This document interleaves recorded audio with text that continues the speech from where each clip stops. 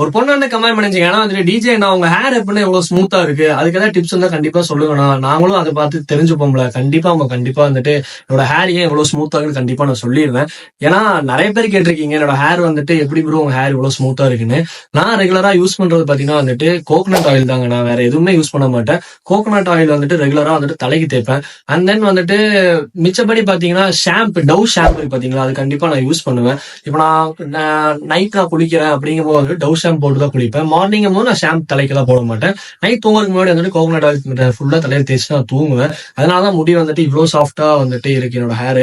ஒரு சிக்கு இல்லாம கொஞ்சம் கரெக்டா வந்துட்டு மெயின்டைன் ஆகி பண்ணிட்டு இருக்கேன். நீங்க உங்க ஃப்ரெண்ட்ஸ் யாராவது வந்துட்டு ஹேர் ஃபால் இருக்காங்க, இல்ல வந்துட்டு உங்க ஹேர்ல வந்துட்டு இந்த மாதிரி ஸ்மூத்தா வேணும் ப்ரோ அப்படின்னா வந்து கண்டிப்பா அது இதை ட்ரை பண்ணி பாருங்க. கண்டிப்பா அது 100% ரிசல்ட் தருதுங்க.